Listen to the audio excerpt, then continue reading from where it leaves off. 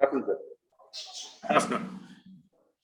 So, welcome to FOMRA's little chat with the MLA candidates. For those who don't know, Mr. Balaji represents VCK and he's from Tirupurur. He's contesting in the Tirupurur constituency, which is the second half of OMR, if we could refer to it as that, just around Navalur, right all the way to Mahabalipuram and beyond. So, welcome to the conversation, Balaji. I would like you to take the first few minutes to tell us about yourself. Before that, I'll just brief you about what FOMRA is all about. The Federation of OMR Resident Associations represents about 150 associations on OMR, right from Madhya Kailash to Mahabalipuram. And we are mostly represented by vertical villages, high-rise buildings and gated communities. Unlike your traditional referred vote banks of homes and colonies and streets, we are a little different. We are the middle classes. We are the educated middle classes of OMR, mostly IT people and entrepreneurs. And so we'd like to understand where Balaji comes from, what he has done, what his vision for this area is. And after that, we'll take a couple of questions that are in our bank. Thank you for joining us. Over to you. Good afternoon to all, and I'm really thankful to FOMRA. I was just trying to find out ways and means to reach out to people who are living in these apartments and other things. And you have given me this opportunity to join with you to represent myself and give an opinion or idea of what I am and what I can do for this constituency. I am basically a professional. I have done my bachelor's engineering degree. Then I had a passion in law. So I have completed my law and I have designated myself as legal engineer. And I take up arbitrations for government contracts. And I'm also into some, I represent appellate cases in the Tamil Nadu Pollution Control Board. This is what I am professionally. And socially, I have been into the political arena for more than 2 decades. And incidentally, I also have a family background wherein one of my grandfather was a former minister of Annadurai's cabinet. I did my schooling at St. Michael's Academy in Adyar. Though I have my roots in this constituency, my mother hails from Kolapakam, which is actually the starting point, nearly the starting point of this constituency. But I was basically brought up in Chennai. I did my schooling in Chennai, did my college in Melmurthu Radiparathak Engineering College, went through the road. And this is what I am professionally. Coming to the social activity, I hail from a Dravidian background. And I have been associated with this political party, Vidudhai Siddhai Katchi, for more than a decade. It's almost 12 years. And incidentally, our leader, Elchi Thamizhar Thirumavalavan, I know him from my childhood days or from my school days. He was studying in Chennai and he was put up in the MC Raja hostel. And he used to accompany me as a guardian for my parent-teachers meeting at St. Michael's Academy and other things. And when he had made a call, he actually started this political party as a political party for the upliftment of Dalits. And initially, it was only Dalits who were in this party. Then he made an open call in 2009, calling for all democratic forces to join with him. And I took up the call and joined hands with him. And I have been in this party for more than 12 years. Now I'm the Deputy General Secretary of this party. And I have associated myself in all social issues. Particularly, I have raised my voice with regard to the need, because the picture was given that those who are opposing NEET or opposing meritorious education, while the truth is not that. Even now, when NEET is there, only the students who are able to afford much more are getting into the deemed universities. I'm not going to go much into those topics. So I've raised my voice with regard to NEET. I've raised my voice for women welfare. I've raised my voice for the fishermen welfare. And all these things I have done on my political party's platform as well as an individual. And as far as my accomplishments or achievements, These social activities I feel are my achievements because spending my time and energy for the benefit of the people is more. I think it's a good achievement. And with regard to my educational background, I told you that I'm an engineer and professional. I'm also a President Scout in the year 1984, I guess. I was a President Scout, and this is what I am as a person. Coming to the activity or as a candidate, what I'm going to do for this constituency or what I have learned or what I know about this constituency. This Tirupurur constituency is a very unique constituency. Unique in the sense you have all elements. Take up for geographical nature of the constituency. You have a sea in that. You have forests here. You have the mountains or hills over here. And with regard to the composition of the people, you have all segment of the people. You have fishermen over here. You have weavers over here. You have the working class over here. You have the big entrepreneurs over here. And with regard to the structures or dwellings or livings or livelihood, something like that, you have a very small thatched roof house, which is not even 2 or 3 foot tall. At the same time, you have high buildings which are touching the skies. You have industries over here who are making good money. And the other side, you have people who are starving for food and they don't even have three times a meal a day. So this constituency is to put together, it's actually an ideal India put in a small constituency level geographical area. And though it has only 2.9 compared to Sodinallur, it's a smaller one by number of voters. But the area, it's a very big area. It starts, as you said, in OMR from Navlur and in ECR from Kanatur. And it goes till Sadras and here till Tirupurur. Then it goes right towards Chengalpet and then straight towards Thirukazhukunram. It almost touches. It almost touches Madurandagan, Chengalpet, it touches, goes outside Chengalpet. So what I personally felt is, I need to attend the needs of all segment of the people. And I have given some assurances to the fishermen. They have some sea erosion problems. So I said that I'll attend that. I have given assurance to the downtrodden people to develop the livelihood of the people. I have given an assurance saying that since you have a sea here, you can develop a water sports zone with tourism department, and you have this Mamallapuram. Mamallapuram needs a bus terminus with high facilities or international facilities with Wi-Fi or something like that. Then you have the big forest in Tirupurur. Probably I'll definitely bring a zoological park with night safaris and other facilities just like the ones you have in countries abroad.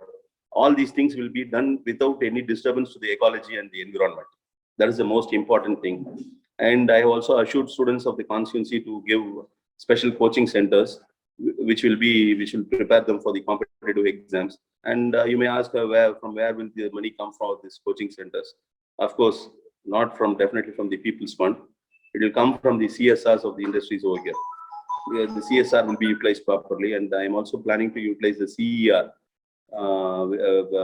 corporate environmental funds for all these things. And coming in particular to the woes of the flat dwellers or flat living people, as you said, many people, the underprivileged, they think that those who are living in the flats are very much privileged or something like that. But they too have their woes, particularly in a community living.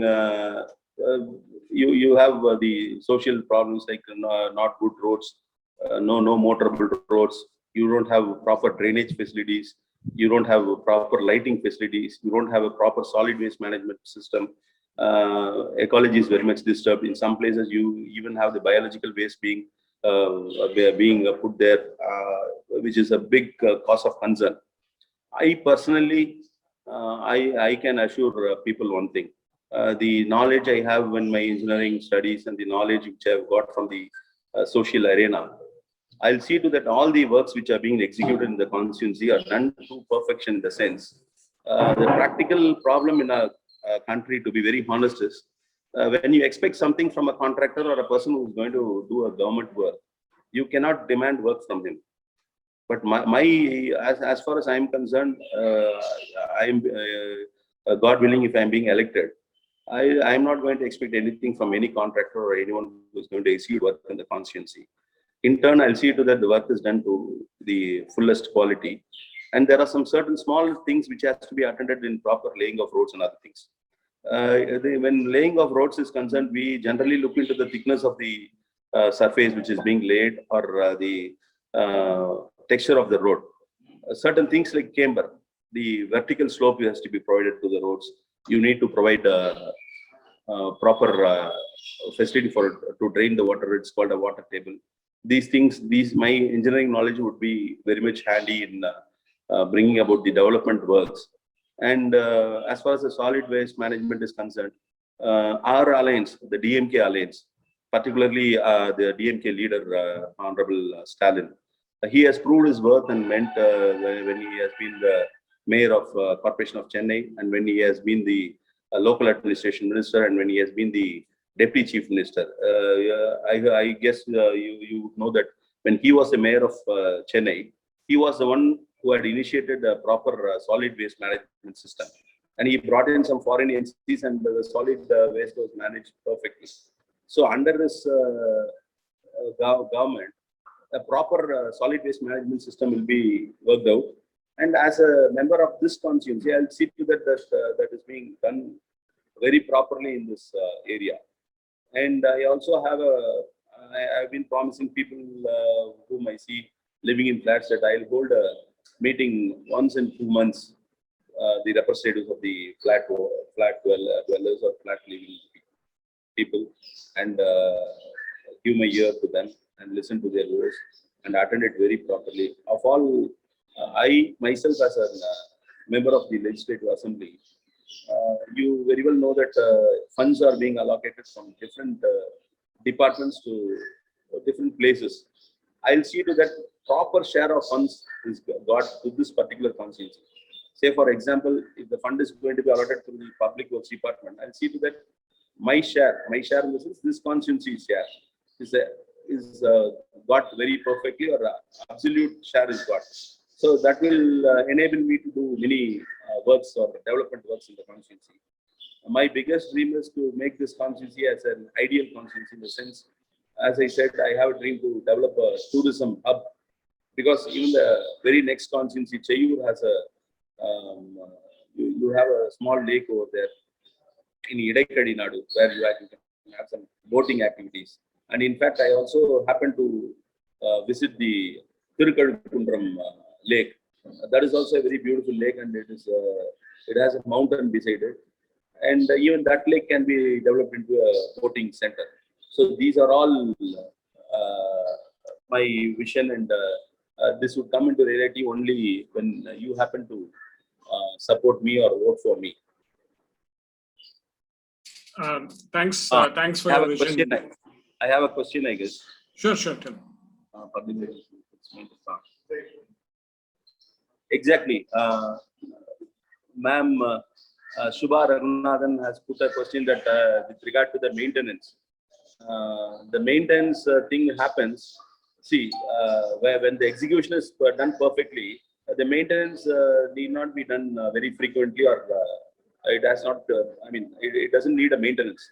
Say, for example, the works which are being done through government have a liability period of 6 months.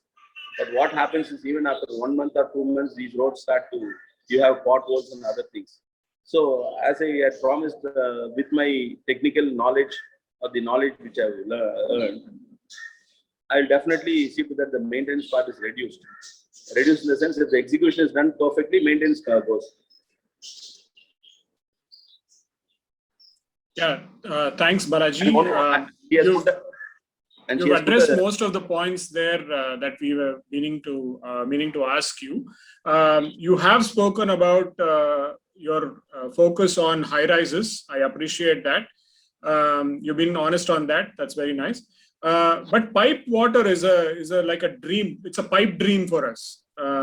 It's something that has been promised for 10 years. You have also been a previous contestant in Sholingalur, right? If I'm not wrong. Yeah. So you are aware of these problems. You have been in politics for a while. why do you think there is no political will to give us piped water? And we keep hearing about this nexus of the sewage and water tankers with the government, with the politicians. And that is why we are not getting our basic infrastructure, even though for 10 years now we have been paying our taxes. Why do you think this is, and how do you plan to handle this? You have put a question with regard to the water supply. Is it right? For the past 10 years, as an individual or as a member of VCK and now as a part of a DMK alliance, we were not into power for the past 10 years. And I'm not skipping or I'm getting an excuse. You very well know that the development which has taken place in this 10 years and the increase in the population and shifting of population to certain areas, say for OMR or ECR, population has suddenly shifted here. And it's a problem for any government, be it the ADMK government or DMK government. It is definitely a problem, and much interest has to be shown. Then only these needs can be attended. Now, as a poll promise, which is there in the manifesto of the DMK, we have promised to put up desalination plants, many desalination plants, so that potable water can be supplied to many places. And there is a project on the annual to attend the needs of water needs of all the people. And the manifesto of DMK has a 7-point program which very specifically addresses that not only to the flat living people, to the people in the remote areas or the people in the villages who need water have to be attended. And this has to be worked out, and this is not just the government's issue also.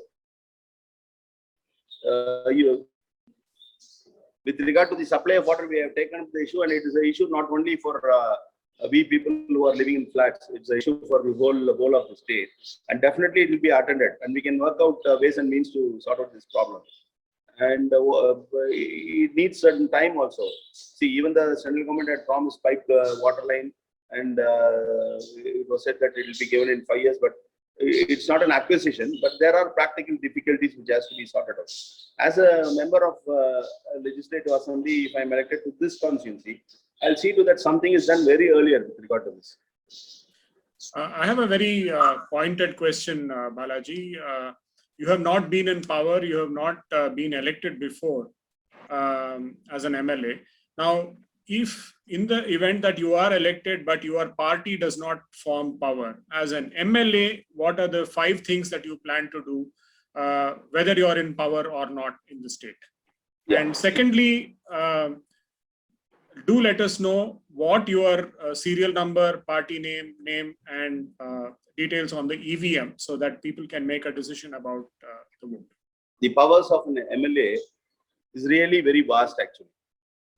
An MLA, whether he belongs to the ruling government or the opposition government, you very well know there's a certain amount of fund which he can spend in his constituency. Apart from that, all representations made by an MLA to the government offices need to be attended. And if it is left unattended, he can raise his voice in the assembly. And the parliamentary democracy system gives importance to the voice of an MLA. They cannot just skip over it. Say an opposition MLA is going to seek something from the government, and the government cannot just skip away. So by this, what I come to say is I'll raise my voice on people's issue and take it up to the government's site and see to that those things are attended and people's welfare is done. So I fully well know about the proceedings of the assembly has several segments. You have debates with regard to the each and every bills being passed, or you say Amania, what is it? Demands. You have demands for each department. When there's a demand raised for each department, provided you have some knowledge over the department and provided you have some needs in that department, you can definitely raise your voice and get things done. So whether it's an opposition or a ruling government, an MLA who is willing to do for his constituency can definitely do it. Only the constraint or only the advantage of an MLA who is in a ruling party, probably since the ruling government needs to attend to that constituency, it may have a inclination towards it. Even that can be overcome if the opposition MLA is quite intelligent enough and he's able to maintain a good rapport with the ruling government or ruling chief minister, definitely can do things. And incidentally, if you happen to see the records of the legislative members who have been in the state, many constituencies which had elected CPM, CPI MLAs have performed very well. And even today, people happen to elect them because they can do things better. In the way that the rapport between the MLA and the government or the person who is going to run the government, that is more important. You need not have a personal ego, or you need not have personal clashes with the government or with the government running machinery. So myself as an individual, I'll try to, my only point will be the welfare of the constituency, and nothing will come in between that. An ego or political or ideological differences will not come into that. I may have ideological differences with political parties, but when it comes to serving the people, I'll just ignore that and I'll just see the welfare of the people. That's how I place myself. And as far as this election is concerned, I am contesting in the symbol pot, Pane in Tamil, and my number is 4. I am placed. I am in the 4th place in the ballot sheet, and my name is designated as S.S. Balaji. This is what is in the EVM or the polling unit. So I hope that I have expressed myself for what I can do for this constituency and what I am. Yeah. There's one question I think which we missed is your opinion on the toll on OMR. Now that exactly. First little part of your constituency comes under that, but we are hearing things that once the road is widened from Siruseri to Mahabalipuram, that is going to get tolled as well. So how do you see this toll which is being imposed despite us paying our road tax and stuff like that? And also secondly, there is a request by some members that Tiruporur should become a part of Greater Chennai so that there is greater transparency and there's a lot more infrastructure development can happen. How do you see these 2 points? With regard to the toll which is on the OMR is a toll put up by the Tamil Nadu Road Development Corporation. So it is well within the purview of the state government. So we can very well frustrate it and we can ask them to remove the toll. It's provided the ruling government. I am sure that the ruling government will be heeding to this, because even the poll promises, one of the poll promises, removing the tolls not only on TNRDC roads, even the NH roads we are demanding to remove the tolls. That is on the GST road and other things. So that is not an issue. Definitely, I can openly give a promise that these tolls will be removed as early as possible. That is not an issue because it comes under the purview of the state government, and there are several other ways and means for funds generation. And secondly, with regard to the expansion of Greater Chennai, I hope you will be well aware that earlier it was 165 divisions in Chennai, and it was made 200. Semenderi is the 200th corporation ward, and this limit extension was also done by the DMK. And incidentally, whatever said and done, DMK has been very vital in the development of Chennai. And the Siruseri SIPCOT, what I have learned is the corporation officials, they themselves have proposed to extend the limit of Chennai Corporation, Greater Chennai Corporation, up to Siruseri as of now. So your demand or your request is taking it up to Tiruporur. Definitely, either the limit will be increased or you will be having a second corporation. Already we have a corporation in Avadi. So probably we can also push for it. The only thing is when it becomes a corporation, you get additional funds. But again, when it's a metro, the fund allocation will be even more. The Greater Chennai Corporation will be getting more funds than another corporation like Tiruchi Corporation or Coimbatore Corporation, because it's a metro. But anyhow, you'll be getting the greater funds than a municipality or a town panchayat. Definitely, the volume of funds which can be spent by the government on a corporation will be more. So probably we can push for a second corporation. Just like in Mumbai, you have 2 corporations. We can have a second corporation, and that will also bring greater changes, because you cannot extend the limit of corporation when you are going to split for the administration purpose. We have been splitting the districts, and when this is being done, you can't simultaneously prolong or extend the area of the corporation. So what we can suggest is we can have one more corporation. We can, because 200 itself is a very large number. If you're going to have a extend the corporation, you'll have another 50 councillors. Yeah. So that will not be advisable. The administration will also not be, will be very shabby. So what we can push for is a second corporation. Yeah, we understand that. Thank you so much, Balaji, for your time. I won't hold you back from the rest of your campaigning. Wish you all the best. For those of you who are listening, Balaji is serial number 4 in Tiruporur. He is under the pot symbol of VCK, which is part of the DMK alliance. Thank you so much, Balaji. Thank you very much. Thank you all.